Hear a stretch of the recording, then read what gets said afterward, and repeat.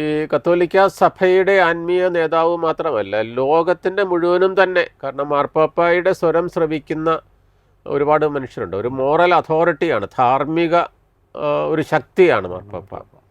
അപ്പോൾ അതുകൊണ്ട് മാർപ്പാപ്പ ആരാണ് അടുത്ത മാർപ്പാപ്പ എന്ന് കത്തോലിക്കരോ മറ്റ് ക്രൈസ്തവ വിഭാഗങ്ങളിലെ ആളുകൾ മാത്രമല്ല, ലോകത്തിലെ മറ്റ് രാജ്യങ്ങളിലെ ആളുകൾ പോലും അത് കാത്തിരിക്കുന്നു, അറിയാനായിട്ട് ആഗ്രഹമുണ്ട്. എങ്ങനെയുള്ള മാർപ്പാപ്പയായിരിക്കും എന്നുള്ളൊരു കാര്യം, അദ്ദേഹത്തിൻ്റെ സമീപനങ്ങൾ എങ്ങനെയുള്ളതായിരിക്കും എന്നൊക്കെയുള്ള ഒരു ചോദ്യം ഉണ്ടാകും.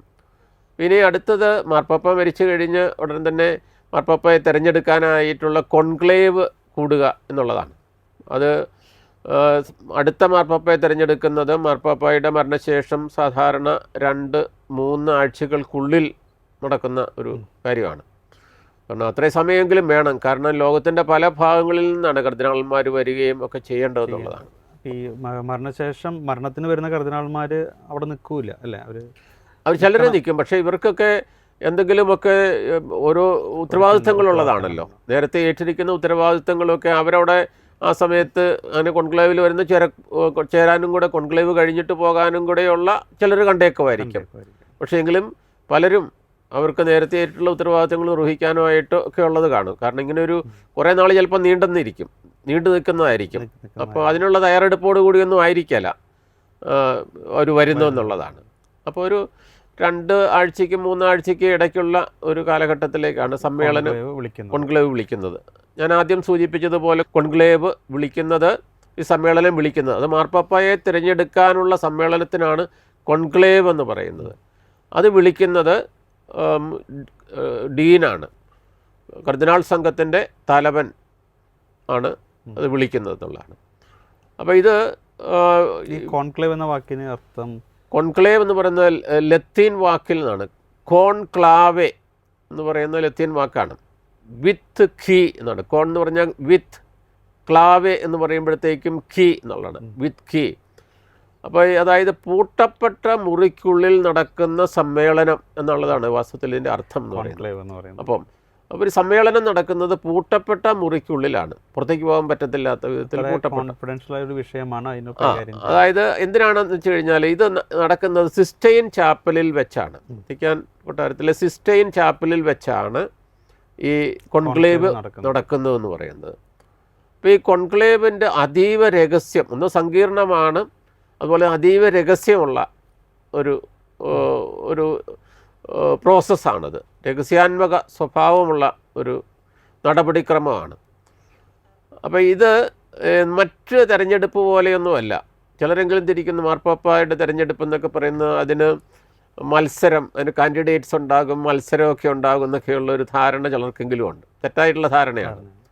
അപ്പോൾ അങ്ങനെ ഇത് മത്സരം, വോട്ട് പിടിക്കാനോ ഇങ്ങനെയുള്ള ഒന്നും പറ്റുമൊന്നുമില്ല. കമ്പയിനൊന്നും ഇല്ല. തെരഞ്ഞെടുപ്പ് പ്രചാരണമോ അങ്ങനത്തെ ഒന്നുമില്ല. അതൊക്കെ ഇൻവാലിഡ് ആക്കുകയും ചെയ്യുന്നുള്ളതാണ്. ഇത് പ്രാർത്ഥനയിൽ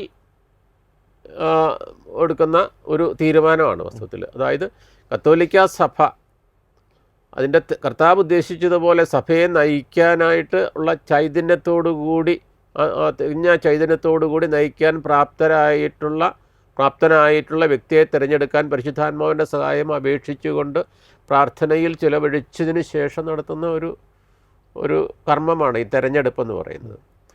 അപ്പം തെരഞ്ഞെടുപ്പിനുള്ള തീയതി അവർ കോൺക്ലേവ് കൂടുന്ന തീയതി നിശ്ചയിക്കും ഉള്ളതാണ്. അപ്പോൾ ഈ കോൺക്ലേവിൽ പങ്കെടുക്കുന്ന, നമുക്കറിയാവുന്നത്, എല്ലാവർക്കും തന്നെ അറിയാവുന്നതാണ്, 80 വയസ്സിന് താഴെയുള്ള, 80 വയസ്സ് പൂർത്തിയായി കഴിഞ്ഞാൽ പറ്റില്ല. അത് കർദിനാളന്മാരാണ്. 80 വയസ്സിന് താഴെയുള്ള, 80 വയസ്സ് പൂർത്തിയാകാത്ത കർദിനാൾമാർക്ക് മാത്രമേ വോട്ടവകാശം, മാർപ്പാപ്പയെ തിരഞ്ഞെടുക്കാനായിട്ടുള്ള കോൺക്ലേവിൽ പങ്കെടുക്കാനായിട്ട് അവകാശമുള്ളൂ എന്നുള്ളതാണ്. അപ്പം അത് ഇപ്പോഴത്തെ അനുസരിച്ച് അത് 120 പേരെന്നുള്ള ഒരു സംഖ്യ അവരുടെ എണ്ണം നിശ്ചയിച്ചിട്ടുണ്ട്. ഇപ്പോഴത്തേതനുസരിച്ച് 80 വയസ്സിന് മുകളിൽ 120 പേര് കൂടുതൽ പേരുണ്ടാകും. പക്ഷേ എങ്ങനെയെങ്കിലും വത്തിക്കാൻ എങ്ങനെയാണെന്നുള്ളത് അവർ തീരുമാനിക്കും. 80 വയസ്സിന് താഴെ, എന്തോ 80 വയസ്സിന് താഴെ 120 കൂടുതലുണ്ട്. 135 പേരെ ഉണ്ടെന്ന് തോന്നുന്നു. അപ്പോൾ അത് എന്തെങ്കിലും നടപടിക്രമം അവർക്ക് ഉണ്ടാകുമായിരിക്കും അതിനെക്കുറിച്ച്. അപ്പോൾ ഇവരാണ് തിരഞ്ഞെടുക്കുന്നതെന്നുള്ള, മാർപ്പാപ്പയെ തിരഞ്ഞെടുക്കുന്നത്.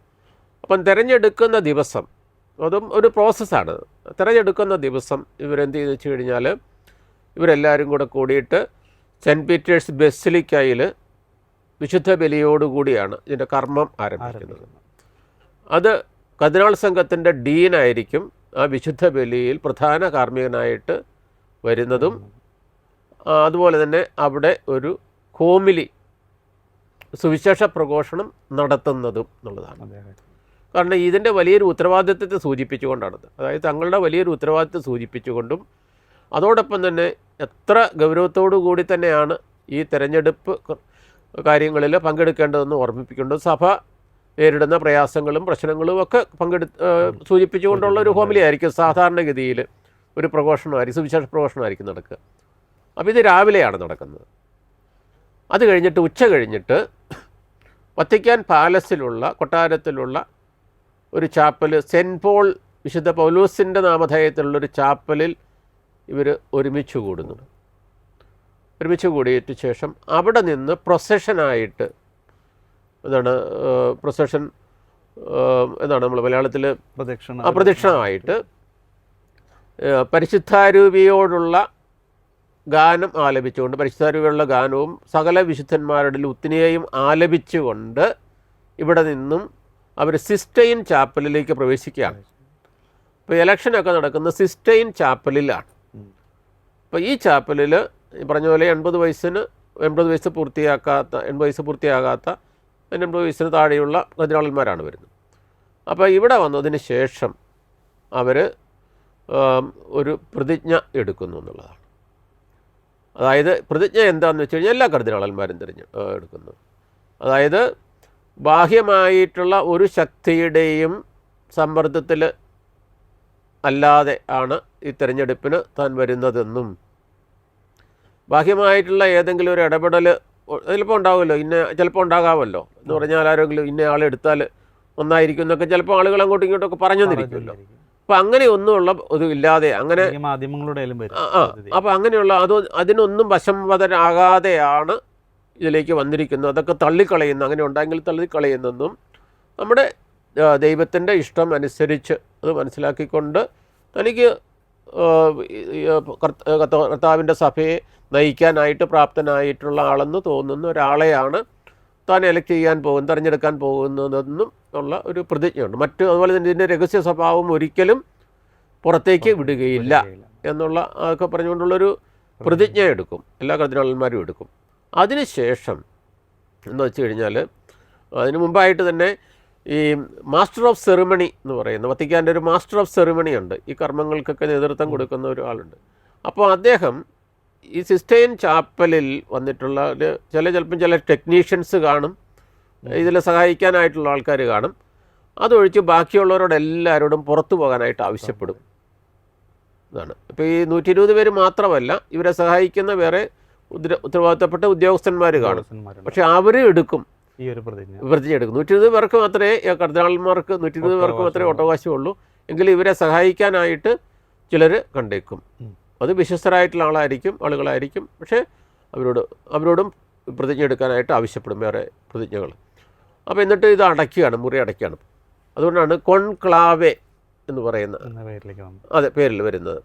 അപ്പോൾ ഇവിടെ എന്നിട്ട് അപ്പോൾ അതിന് ശേഷമാണ് വോട്ടെടുപ്പ് നടക്കുന്നത് പറയുന്നത്. പക്ഷേ വോട്ടെടുക്കുന്നതിന് മുമ്പായിട്ട് തന്നെ ഇത് സൂക്ഷ്മമായിട്ടുള്ള പരിശോധനയ്ക്ക് ഈ ഹാള് വിധേയമാകും. എല്ലാ സ്ഥലത്തും ഏതെങ്കിലും തരത്തിൽ ഒളിക്യാമറകളുണ്ടോ, ഏതെങ്കിലും തരത്തിലുള്ള ഇലക്ട്രോണിക് ഡിവൈസസ് ഉപകരണങ്ങൾ ഇവിടെ സ്ഥാപിച്ചിട്ടുണ്ടോ, ആരുടെ കയ്യിലെങ്കിലും മൊബൈൽസ് ഉണ്ടോ, ഇങ്ങനെയുള്ളതെല്ലാം. കാരണം ബാഹ്യ ലോകവുമായിട്ട് യാതൊരു തരത്തിലുള്ള ഒരു ബന്ധവും മാർപ്പാപ്പായുടെ തിരഞ്ഞെടുക്കുന്നത് വരെ ഉണ്ടാകാൻ പാടില്ല എന്നുള്ള ഒരു തീരുമാനത്തിൻ്റെ പുറത്താണ് ഇങ്ങനെയുള്ള കാര്യങ്ങൾ വരുന്നത്. എന്നിട്ട് പിന്നീട് ഇത് ഉച്ച കഴിഞ്ഞിട്ടാണ് ആദ്യമായിട്ട് വരുന്നത്. ഈ സിസ്റ്റൈൻ ചാപ്പലിൽ 2 പ്രാവശ്യം വോട്ടെടുക്കും ഉച്ച കഴിഞ്ഞ്. അന്ന് തന്നെ ഉച്ച കഴിഞ്ഞ് 2 തവണ, ഒരു ദിവസം 4 തവണയാണ്. രാവിലെ 2 തവണയും ഉച്ച കഴിഞ്ഞ് 2 തവണയും എടുക്കുകയാണ്. അപ്പോൾ ആദ്യത്തെ തവണ തന്നെ ഇത് 3/2 വോട്ട് കിട്ടണം തിരഞ്ഞെടുക്കപ്പെടാനായിട്ട്. അപ്പോൾ ആദ്യത്തെ തവണ തന്നെ 3/2 കിട്ടുകയാണെങ്കിൽ ഒരു വോട്ട് കൊണ്ട് തന്നെ വയ്ക്കും. പക്ഷെ അത് സാധാരണഗതിയിൽ അങ്ങനെ ചരിത്രത്തിൽ അങ്ങനെ സംഭവിച്ചിട്ടുണ്ടോ? അതെനിക്ക് കൃത്യമായിട്ട് അറിയില്ല. സംഭവിച്ചിട്ടുണ്ടാകാം ഏതായാലും. പക്ഷേ എനിക്ക് കൃത്യമായിട്ട് അറിയില്ല. അപ്പം ഉച്ച കഴിഞ്ഞ് 2 വോട്ട്.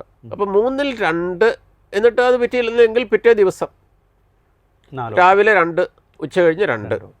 അപ്പോൾ അതിനുള്ളിൽ സംഭവിച്ചു കഴിഞ്ഞാൽ ഇലക്ഷൻ കഴിഞ്ഞു. പക്ഷേ ഇങ്ങനെ ചിലപ്പോൾ കുറച്ച് ദിവസങ്ങൾ നീണ്ടേക്കും. ഓക്കെ. അപ്പോൾ ഇത് 3 ദിവസം കഴിഞ്ഞിട്ടും ആയില്ല എങ്കിൽ, തിരഞ്ഞെടുക്കപ്പെടുന്നില്ല എങ്കിൽ, 3-2 വോട്ട് ആർക്കും കിട്ടിയില്ല എന്നുണ്ടെങ്കിൽ 1 ദിവസം വോട്ടിംഗ് ഇല്ല. അത് പ്രാർത്ഥനയുടെ ദിവസമാണ്. ഓക്കെ. ഒന്നുകൂടി പ്രാർത്ഥിച്ചൊരുങ്ങി അല്ലെങ്കിൽ പരിശുദ്ധാത്മാവിൻ്റെ പ്രവർത്തനം ഒന്നുകൂടി ഇവരിലേക്ക് വരുവാനായിട്ട് ഒന്നിച്ച് അതിന് വേണ്ടിയിട്ടുള്ള ഒരു അവസരമാണ്. അപ്പോൾ അത് കഴിഞ്ഞിട്ട് തുടരും, വോട്ടെടുപ്പ് തുടരും. ഈ വോട്ടെടുപ്പ് 7 തവണ വോട്ടെടുപ്പ് ഉണ്ടാവും. ഓക്കെ. പിന്നീട് 7 തവണ. എന്നിട്ട് 3-2 വോട്ട് കിട്ടിയില്ലെന്നുണ്ടെങ്കിൽ പിന്നെ 1 ദിവസത്തെ ബ്രേക്കാണ്. ഈ അത്രയും ദിവസങ്ങളിലൊന്നും ഇവർക്ക് ഫോണോ മറ്റോ പറ്റില്ല, ഒരാളുമായി ബന്ധപ്പെടാനോ പറ്റില്ല. വല്ല ഡോക്ടർമാരോ ഇങ്ങനെ വല്ല രോഗം അങ്ങനെയായിട്ടുള്ള കാര്യങ്ങളിലൊക്കെ ശ്രദ്ധിക്കും എന്നുള്ളത്. അപ്പോൾ അല്ലാതെ ഒരു തരത്തിലും വോട്ടിങ്ങുമായിട്ട് ബന്ധപ്പെടുന്ന അതീവ രഹസ്യമായിട്ടുള്ളൊരു കാര്യമാണ്. ക്യാൻവാസിങ്ങും പറ്റില്ല. അപ്പോൾ ഈ പിന്നീട് 7 തവണ കൂടി ആണ്. എന്നിട്ടും പറ്റിയില്ല എന്ന് വിചാരിക്കാം. അതായത് 3 ദിവസം കഴിഞ്ഞിട്ട് 1 ദിവസം ബ്രേക്ക്, അത് കഴിഞ്ഞിട്ട് 7 തവണ വോട്ട്, എന്നിട്ട് പറ്റിയില്ലെങ്കിൽ 1 ദിവസം കൂടി ബ്രേക്ക് കൊടുക്കും. ഓക്കെ. അങ്ങനെ ഈ ബ്രേക്ക് ഒക്കെ കഴിഞ്ഞതിന് ശേഷം 33 തവണയായിട്ട് 3-2 വോട്ട് ആർക്കും കിട്ടിയില്ലെന്ന് കരുതുക. വോട്ട് ഡിസ്ട്രിബ്യൂട്ട് ചെയ്ത് കഴിഞ്ഞാൽ പിന്നെ ചതിരിപ്പോയി കഴിഞ്ഞാൽ ചിലപ്പോൾ 3-2 കിട്ടണമെന്നില്ല. അപ്പം 33 തവണ ചെയ്തിട്ടും 3-2 കിട്ടിയില്ല എങ്കിൽ പിന്നെ സിമ്പിൾ മജോറിറ്റിയാണ് നോക്കുന്നത്.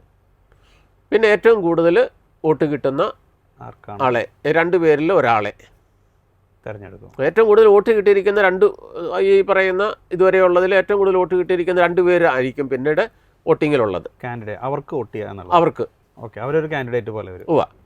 അപ്പോൾ അങ്ങനെ ഏറ്റവും കൂടുതൽ അങ്ങനെയാണ് ഈ മാർപ്പാപ്പയെ തിരഞ്ഞെടുക്കുന്നത്. തിരഞ്ഞെടുപ്പ് കഴിയുമ്പോൾ ഒരാളെ തിരഞ്ഞെടുത്ത് കഴിഞ്ഞാൽ, തിരഞ്ഞെടുപ്പാണ് അവിടെ.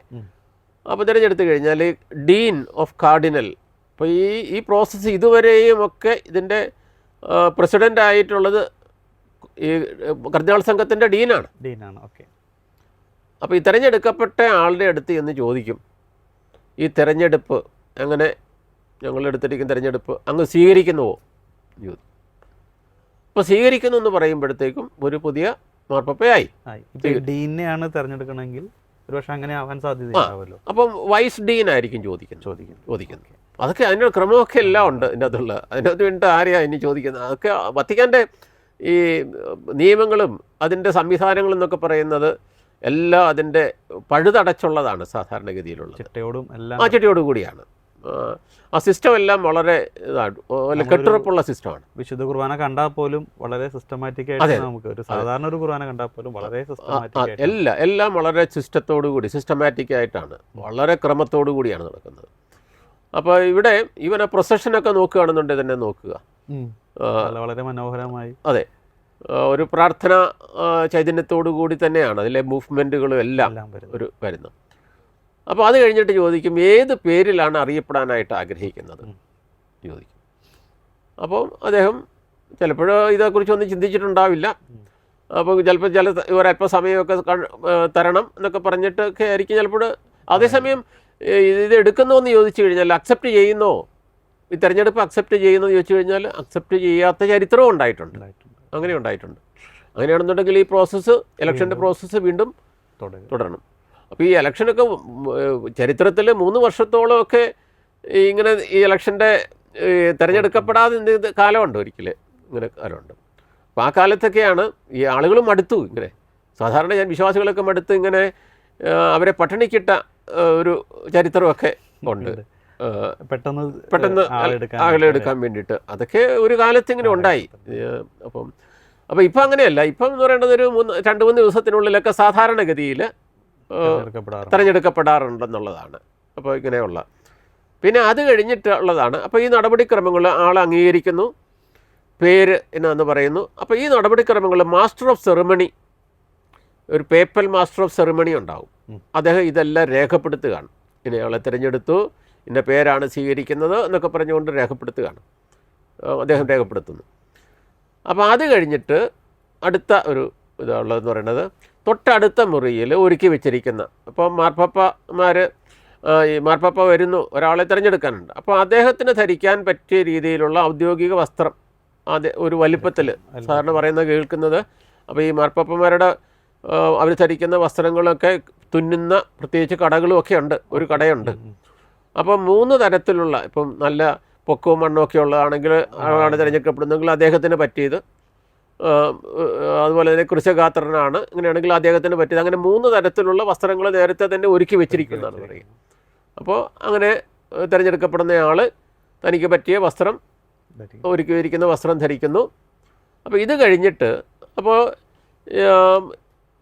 അപ്പം ഈ ആളുകൾ ഇങ്ങനെ നോക്കി നിൽക്കുകയാണ്, ആരെയാണ് പുറത്ത് വത്തിക്കാൻ ചത്തുരത്തിൽ സ്ക്വയറിൽ ചിലപ്പോൾ ചില കാലഘട്ടത്തിലൊക്കെ പറഞ്ഞാൽ 10-50,000 ആൾക്കാരായില്ല, അപ്പോൾ അതിന് കൂടുതൽ ആൾക്കാരൊക്കെ ആരാണ് മാർപ്പാപ്പയായിട്ട് തിരഞ്ഞെടുത്തോ എന്നൊക്കെ അറിയാനായിട്ട് വളരെ ആകാംക്ഷയോട് കാത്തിരിക്കുന്നു. അങ്ങനെ നിൽക്കുന്നവരുണ്ട്. അപ്പോൾ ലോകം അറിയാനായിട്ട് ആഗ്രഹമുണ്ട്, ലോകത്തിന് അറിയാൻ ആഗ്രഹമുണ്ട്. അപ്പോൾ ഇത് തിരഞ്ഞെടുത്തോ ഇല്ലയോ എന്നറിയാൻ വേണ്ടിയിട്ട്, അത് ഞാൻ പറയാൻ വിട്ടുപോയി, ഓരോ പ്രാവശ്യം വോട്ട് കഴിയുമ്പോൾ അതാണ് പ്രധാനപ്പെട്ട ഒരു വിഷയം, കറുത്ത പുകയും ഒരു വെളുത്ത പുകയും. അതെ, കറുത്ത പുകയും. അതായത് ഈ ഹാളിൽ തന്നെ ഒരു സ്റ്റൗ ഉണ്ട്. അപ്പോൾ അവിടെ ഈ ബാലറ്റ് പേപ്പർ, വോട്ടിൻ്റെ ബാലറ്റ് പേപ്പർ കത്തിക്കും എന്നുള്ളതാണ്. സ്റ്റൗവിലൊരു ചിമ്മിനിയുണ്ട്, അതിനോട് ഒരു ചിമ്മിനി ഘടിപ്പിച്ചിരിക്കുകയാണ്. അപ്പോൾ ഇതിൽ വരുന്ന കത്തിക്കുമ്പോഴുണ്ടാകുന്ന ഒരു പുകയുണ്ട്. ഈ പുക ഈ ചിമ്മിനിയിലൂടെ പുറത്തു വരുന്നത് ചത്തുരത്തിലുള്ള ആളുകൾക്ക്, സെൻറ്റ് പീറ്റേഴ്സ് സ്ക്വയറിലുള്ള ആളുകൾക്ക് അത് കാണാനായിട്ട് സാധിക്കും. അത് വ്യക്തമായിട്ട് കാണാനായിട്ട്, അതായത് കറുത്ത പുകയാണ് വന്നതെങ്കിൽ അതിൻ്റെ അർത്ഥം ഈ വോട്ടെടുപ്പിൽ ആരും മാർപ്പാപ്പയായിട്ട് തിരഞ്ഞെടുക്കപ്പെട്ടില്ല. വെളുത്ത പുകയാണ് വരുന്നതെങ്കിൽ, അങ്ങനെ 4 പ്രാവശ്യം ഈ പുകയുണ്ടാകും ഒരു ദിവസത്തിലേ തിരഞ്ഞെടുക്കപ്പെടുന്നില്ലെങ്കിൽ. അപ്പോൾ ഇവരിങ്ങനെ, അവർക്കറിയാം രാവിലെ 2 പ്രാവശ്യം ഈ പുകക്കുടലിലൂടെ പുക വരും, ഉച്ച കഴിഞ്ഞിട്ട് 2 പ്രാവശ്യം വരും. അപ്പോൾ ഇങ്ങനെ എല്ലാവരുടെയും കണ്ണുകൾ ഈ ചിമ്മിനിയുടെ അടുത്താണ്. അപ്പോൾ ഈ കറുത്ത പുക വരത്തക്ക വിധത്തിൽ, അത് പെട്ടെന്ന് പ്രകടമാകത്തക്കത്തില്ല, അതിന് പറ്റുന്ന കറുത്ത പുക വരുന്ന കെമിക്കൽ കൂടി ഇടും. അതിനുള്ളൊരു ഇതോടെയാണ്. വെളുത്ത പുക മാർപ്പാപ്പയെ തിരഞ്ഞെടുത്തെങ്കിൽ വെളുത്ത പുക വരത്തക്ക ശരിയായിട്ട് കാണത്തക്ക വിധത്തിലുള്ള ഇതോടെ ഇടും. അപ്പോൾ അങ്ങനെയാണ് ഈ പുക വരുന്നത്. എനിക്ക് തോന്നുന്നു കൂടുതൽ ആളുകൾക്കും ഈ ഒരു മാർപ്പാപ്പ തെരഞ്ഞെടുപ്പ് എന്ന് പറയുമ്പോൾ ആദ്യം ചിന്തിക്കുന്ന പെട്ടെന്ന് ഒരു കറുത്ത പുക വെളുത്ത പുക അത്ര അറിയുള്ളൂ എന്നുണ്ട്. ബാക്കി ഇത്രയും കാര്യങ്ങൾ വിശദമായി ഇതിൻ്റെ പിന്നിൽ ഇത്രയും കാര്യങ്ങൾ നടക്കുന്നതിങ്ങനെ ഒരുപാട് ജനങ്ങൾക്ക്, ഒരുപാട് വിശ്വാസികൾക്ക് കൂടുതൽ അറിയില്ല. അപ്പോൾ ഇത് കഴിഞ്ഞിട്ട് മാർപ്പാപ്പയായിട്ട് തിരഞ്ഞെടുക്കപ്പെട്ട ആളത് അംഗീകരിക്കുന്നു, തിരഞ്ഞെടുപ്പ് അംഗീകരിക്കുന്നു. പുതിയ പേര് അദ്ദേഹത്തിന് ഏത് പേരിൽ അറിയപ്പെടണം എന്നുള്ള കാര്യത്തെക്കുറിച്ച് അദ്ദേഹം പറയുന്നു. അപ്പോൾ ഇത് കഴിഞ്ഞിട്ട് അതിനുശേഷമാണോ പുക വരുന്നത്? അല്ല, അതിനു മുമ്പ് ഇതൊക്കെ അംഗീകരിച്ച് കഴിയുമ്പോഴത്തേക്കും പുക വരുന്നു. അല്ലെങ്കിൽ ഒരാൾ പറയുകയാണ് എനിക്ക് പറ്റിയല്ല എന്ന് പറഞ്ഞു കഴിഞ്ഞാൽ പുക വന്നിട്ട് കാര്യമില്ലല്ലോ. അപ്പോൾ ഇതെല്ലാം ഈ പ്രോസസ്സ് എല്ലാം കഴിഞ്ഞ് ഈ പേരും കൂടെ ഒക്കെ കഴിഞ്ഞ ശേഷമാണ് ഇത് വരുന്നത്. അപ്പോൾ അത് കഴിഞ്ഞിട്ട് ഉടനെ തന്നെ ഇപ്പം വെളുത്ത പുക വന്നു കഴിയുമ്പോഴത്തേക്കും ആളുകൾക്ക് വലിയ കയ്യടിയായി, കാരണം ഒരു പുതിയ മാർപ്പാപ്പ വന്നല്ലോ. അപ്പോൾ പിന്നെ അവരുടെ നോട്ടം മുഴുവൻ ഈ പുകക്കുഴലിൻ്റെ അവിടേക്കല്ല, പിന്നെ നോക്കുന്നത് വത്തിക്കാൻ സെൻറ്റ് പീറ്റേഴ്സ് ബസിലിക്കായുടെ മട്ടുപ്പാവിലേക്കാണ് നോക്കുന്നത്, അതിൻ്റെ ബാൽക്കണിയിലേക്കാണ് വരുന്നത്. അപ്പം മാർപ്പാപ്പ വരുന്നതിന്, പുതിയതായിട്ട് തിരഞ്ഞെടുക്കുന്ന മാർപ്പാപ്പയെ കാണാനായിട്ടാണ് വരുന്നത്. പക്ഷേ മാർപ്പാപ്പ വരുന്നതിന് മുമ്പായിട്ട് ഒരു കർദിനാളാണ് ഇവിടെ പ്രത്യക്ഷപ്പെടുന്നത്. അപ്പോൾ അദ്ദേഹം അവിടെ വന്നിട്ട് ഒരു ചെറിയ ഇതുണ്ട്. അപ്പോൾ അദ്ദേഹം പ്രത്യക്ഷപ്പെടുമ്പം തന്നെ ആളുകൾ, അദ്ദേഹം മാർപ്പാപ്പയല്ലെന്നുള്ളത് അറിയാം, കാരണം അവിടെ ചടങ്ങിൻ്റെ ആദ്യത്തെ പടി ഒരാൾ വന്ന് അനൗൺസ് ചെയ്യുക എന്നുള്ളതാണ്. അപ്പോൾ അവർ ലോകത്തിന് മുഴുവൻ സന്തോഷം നൽകുന്ന, സഭയ്ക്ക് നൽകുന്ന ഒരു സന്തോഷ വാർത്ത, ഹബേമുസ് പാപ്പാം എന്ന് പറയും, ലത്തിനിലാണ്. വി ഹാവ് എ പോപ്പ് എന്ന് പറയും. നമുക്കൊരു പോപ്പിനെ കിട്ടിയിരിക്കുന്നു, നമുക്ക് ലഭിച്ചിരിക്കുന്നു എന്ന് പറയും. അപ്പോൾ അത് കഴിഞ്ഞിട്ട് അദ്ദേഹം ഏത് രാജ്യക്കാരനാണ്, അദ്ദേഹത്തിൻ്റെ പേരെന്താണ്, അദ്ദേഹം ഏത് പേരിലാണ് അറിയപ്പെടുന്നത്, ഇത്രയും പറയുള്ളൂ, വലിയ ഇതൊന്നുമില്ല, ഇത്രയും പറയും. ഇത് കഴിഞ്ഞിട്ട് അദ്ദേഹം പിൻവാങ്ങും. അത് കഴിഞ്ഞ് ഏതാനും നിമിഷങ്ങൾക്കുള്ളിൽ മാർപ്പാപ്പ ഔദ്യോഗിക വസ്ത്രമൊക്കെ ധരിച്ച് മട്ടുപ്പാവിൽ ബാൽക്കണിയിൽ പ്രത്യക്ഷപ്പെടുകയാണ്. അങ്ങനെ പ്രത്യക്ഷപ്പെടുമ്പോഴത്തേക്കും ആളുകളെല്ലാം കൈയടിക്കും. അപ്പോൾ അദ്ദേഹം ലോകത്തിനും സിറ്റിക്കും ഒരു ആശീർവാദം കൊടുക്കുന്നു ആയിട്ട്. എന്നിട്ട് അദ്ദേഹം, ഇപ്പോഴത്തെ മാർപ്പാപ്പ ആണ്, അദ്ദേഹം തനിക്ക് വേണ്ടിയിട്ട് പ്രാർത്ഥിക്കണമെന്നൊക്കെ പറഞ്ഞുകൊണ്ട് ഒരു ചെറിയ പ്രസംഗം നടത്തുന്നു. ഫ്രാൻസിസ് മാർപ്പാപ്പ അങ്ങനെ ചെയ്തു. അങ്ങനെയാണ് അത് എനിക്ക് തോന്നുന്നു അത് അങ്ങനെ സ്ഥിരം നടക്കുന്ന പ്രോട്ടോകോളിൽ നിന്ന് വ്യത്യസ്തമായിട്ട് അത് ഒരുപാട് ജനങ്ങളെ ആ ഫസ്റ്റ് ഡേ തന്നെ ഒരു ആവേശത്തിലേക്ക്. തീർച്ചയായിട്ടും മാർപ്പാപ്പ ജനത്തിന് വേണ്ടി പ്രാർത്ഥിക്കുന്നതോടൊപ്പം തന്നെ മാർപ്പാപ്പയ്ക്ക് വേണ്ടിയിട്ട് പ്രാർത്ഥിക്കണം എന്നുള്ളതാണ്. എന്നെ ആശീർവദിക്കണം എന്നുകൂടി അദ്ദേഹം പറഞ്ഞെന്നാണ് എൻ്റെ അറിവ്. എനിക്കൊന്ന് ആശീർവാദം ഞാൻ നിങ്ങൾക്ക് നൽകാൻ പോകുന്നെന്നും അദ്ദേഹം പറഞ്ഞതിന് ശേഷം പെട്ടെന്നൊന്ന് ചിന്തിച്ചിട്ട് നിങ്ങൾ ആദ്യം എനിക്ക് വേണ്ടി ഒന്ന് പ്രാർത്ഥിക്കുന്നു തല കുനിച്ചൊന്ന് പറഞ്ഞു. അത് ജനങ്ങളിൽ വളരെയധികം ഒരു വിശ്വാസം, ഒരു എന്താ പറയുക, ഒരു പ്രതീക്ഷിക്കാത്ത കാര്യം മാർപ്പാപ്പയിൽ നിന്ന്. തീർച്ചയായിട്ടും. കാരണം ഈ ഇടയന്മാർക്ക് തീർച്ചയായിട്ടും ആടുകളുടെ സപ്പോർട്ട്, അവരുടെ ശുശ്രൂഷ ഭംഗിയായിട്ട് നിർവഹിക്കാൻ തക്ക വിധത്തിലുള്ള കോഓപ്പറേഷൻ, സഹകരണം, അതുപോലെ തന്നെ പ്രാർത്ഥന, ഇതൊക്കെ ഏറ്റവും ആവശ്യമായിട്ടുള്ളൊരു കാര്യമാണ്. അപ്പം അങ്ങനെ ഒരു ചെറിയ, ഒരുപാട് ദീർഘിക്കാത്ത ഒരു ചെറിയ ഏതാനും വാക്കുകൾ പറഞ്ഞിട്ട് അദ്ദേഹം പിൻവാങ്ങുകയാണ്. ഇങ്ങനെയാണ്. പിന്നെ പുതിയ ഭരണ സംവിധാനം പുതിയ മാർപ്പാപ്പയുടെ കീഴിൽ വരികയാണ്. ഇങ്ങനെയാണ് ഇതിൻ്റെ. എന്തായാലും ഈ ഒരു വിഷയത്തിൽ നമ്മളിപ്പോൾ ഈ ഒരു ചർച്ച ചെയ്യാൻ തന്നെ കാരണം പലപ്പോഴും പല രീതിയിലുള്ള തെറ്റായ കാര്യങ്ങൾ അല്ലെങ്കിൽ തെറ്റായ എന്താ പറയുക ഇൻഫോർമേഷൻസ് സഭയുമായി ബന്ധപ്പെട്ട കാര്യങ്ങൾ പലരും വഴി കിട്ടുന്നുണ്ട്. അപ്പോൾ നമ്മുടെ പ്രേക്ഷകർക്കായാലും ഇപ്പോൾ ജനങ്ങൾക്ക്, വിശ്വാസികൾക്കായാലും കൃത്യമായി എന്താണ് ഇതിൻ്റെ പ്രൊസീജിയേഴ്സ്, എങ്ങനെയായിരിക്കും, എത്ര ദിവസം എടുക്കും, അല്ലെങ്കിൽ എങ്ങനെ വേണം, അല്ലെങ്കിൽ ഒരു മാർപ്പാപ്പ രാജിയിലേക്ക് പോകുമോ, അങ്ങനെയുള്ള കുറേ കാര്യങ്ങൾ ഇപ്പോൾ തന്നെ മാർപ്പാപ്പയുടെ രാജ്യവുമായി ബന്ധപ്പെട്ട് പലതരത്തിലുള്ള വാർത്തകൾ വരുന്നു. അപ്പോൾ എത്രമാത്രം വളരെ മനോഹരമായി, കൃത്യമായി, വ്യക്തമായി, ആധികാരികമായി തന്നെ അച്ഛൻ ഇന്ന് നമ്മളോട് ഈ ഒരു വിഷയം ഞങ്ങളോട് പറഞ്ഞു. ഇത്ര നേരം ഞങ്ങൾക്ക് വേണ്ടി സമയം മാറ്റി വെച്ചാൽ അച്ഛൻ ഒരുപാട് താങ്ക് യു. ഒരു മാർപ്പാപ്പയുടെ, സഭയുടെ, ആഗോള കത്തോലിക്ക സഭയുടെ തലവനായ ഒരു മാർപ്പാപ്പ അദ്ദേഹത്തിൻ്റെ രാജിവെക്കാൻ സാധിക്കുമോ, രാജിവെക്കണമോ, വെക്കുകയാണെങ്കിൽ തന്നെ എന്തുമായിരിക്കും അവസ്ഥ, ഒരു മാർപ്പാപ്പയുടെ മരണം, അതുമായി ബന്ധപ്പെട്ട നടപടിക്രമങ്ങൾ, ഘട്ടങ്ങൾ, പുതിയൊരു മാർപ്പാപ്പയുടെ നിയമനം, അദ്ദേഹത്തെ തിരഞ്ഞെടുക്കുന്ന രീതികൾ, ഇതുമായി ബന്ധപ്പെട്ട കാര്യങ്ങൾ വളരെ വ്യക്തമായി ബഹുമാനപ്പെട്ട ഫിലിപ്പച്ചൻ ഇന്ന് നമ്മളോടൊപ്പം പറഞ്ഞു തരികയാണ്. ഇന്നത്തെ ഈ ഒരു പ്രോഗ്രാം ഇവിടെ പൂർണ്ണമാവുകയാണ്. നന്ദി.